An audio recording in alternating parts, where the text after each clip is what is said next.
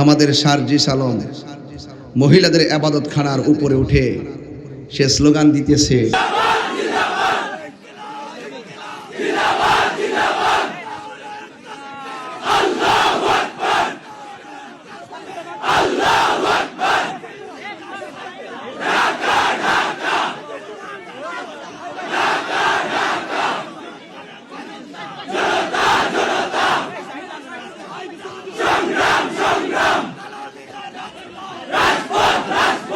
ইনকিলাব ইনকিলাব জিন্দাবাদ জিন্দাবাদ, দিল্লি না ঢাকা, ঢাকা ঢাকা, গোলামি না আজাদি। এই মাঠ তো বাবা রাজনীতির মাঠ না, এই জায়গাটা তো রাজনীতির জায়গা না। আরে কথা কোন ঠিক না বেঠে? আল্লাহর ওলিদের প্ল্যাটফর্ম রাজনীতির জায়গা না, সেখানে সব রাজনীতিবিদরা খোলা মনে সেখানে গিয়ে জিয়ারত করবে, আদবের সাথে কথা বলেন ঠিক না?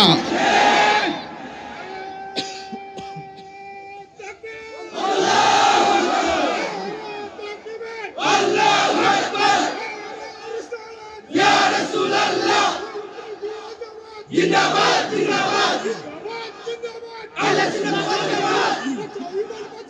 সাহেব কিবলা নির্দেশ বাঁচাও ইমান বাঁচাও দেশ বাঁচাও তো কারেক্ট শাসনের তলোয়ার জিন্দাবাদ। আল্লাহু আকবার বলেন। আপনারা অনেকে পক্ষ বিপক্ষ আছেন, এই কাজটা কি ভালো হইছে? এটা কি আগামী জন্য ভালো কল্যাণ বয়ে আনবে? না, এখানে সবাই যার যার মকসদ নিয়ে যাবে ওলি আল্লাহর দরবারে।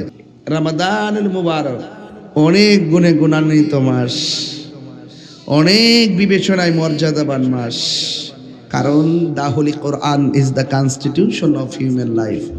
আমরা যেটাকে সংবিধান বলি কোরআন, এই কোরআনটা কিন্তু এই রমজান মাসই নাজিল করেছেন। জোরে কন্যা সুবহানাল্লাহ। তাহলে কোরআন নাজিলের মাস মাহে রমাদান। কোন রাতে নাজিল করেছেন? লাইলাতুল কদরের রাতে নাজিল করেছেন। এই রমজান মাসে একটি বিশাল ঘটনা ঘটেছে।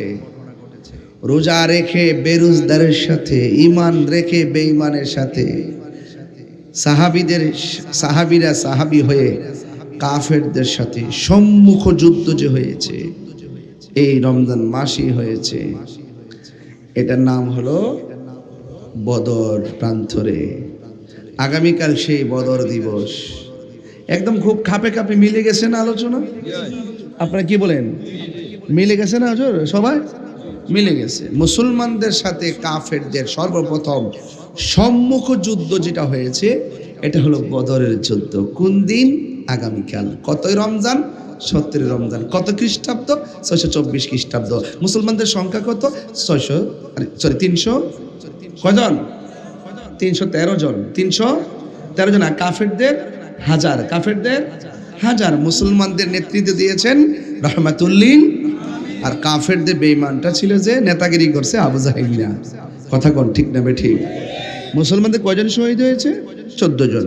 ঠিক আছে তো? এই হলো মোটামুটি ফলাফলটা। কি? মুসলমানরা বিজয়ী হয়েছে। শিক্ষা কি?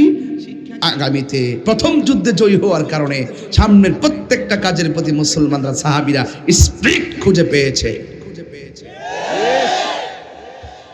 তাইলে সব দিকে এই বদরের ছোট্ট কিছু ওয়াকিয়া আমি কিন্তু বলে ফেলেছি আপনাদের সামনে। যদি একটু ঘটনা বলি, আপনারা অনেক মজা পাবেন। মনে হবে এই মুহূর্তে আমরা চলে যাই ফিলিস্তিন, মনে হবে এই মুহূর্তে। আর ইরানের সাথে আমাদের আকীদা কি দেখার টাইম নেই এখন। যখন সংগ্রাম হবে ইহুদিদের সাথে, কে এখন আকীদা সেটা দেখার টাইম নেই। সবাই ঐক্যবদ্ধ হয়ে একসাথে নামতে হবে। কথা বলেন ঠিক না?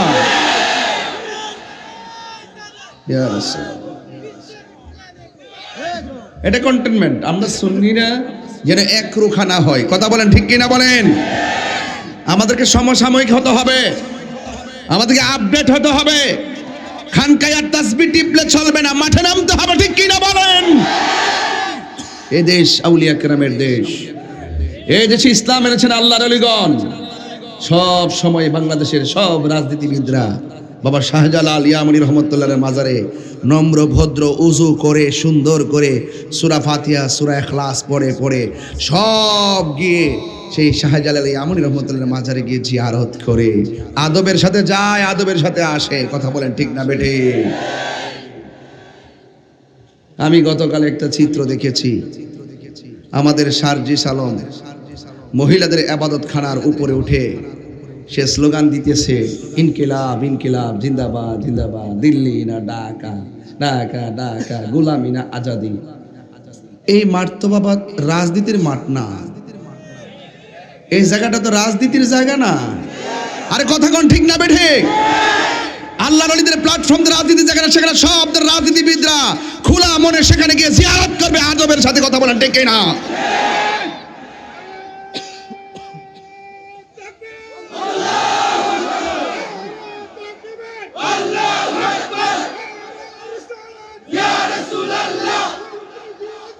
জিন্দাবাদ জিন্দাবাদ আহলে সুন্নাত ওয়াল জামাত সাহেব কিবলার নির্দেশ বাঁচাও ঈমান বাঁচাও দেশ বাঁচাও তো তারেক শাহজালালের কুরবান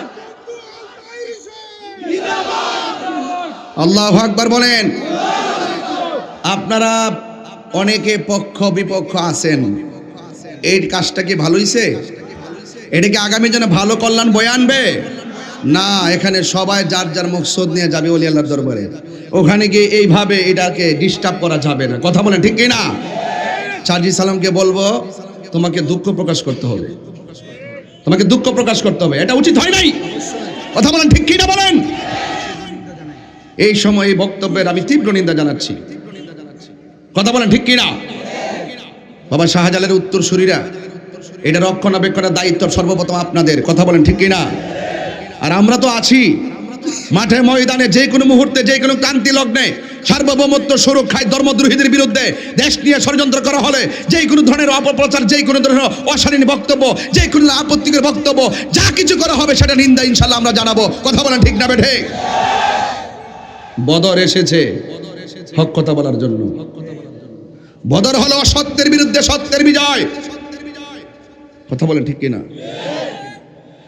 যদি বদরের চেতনায় কথা বলি, আমাকে হক কথা বলতে হবে।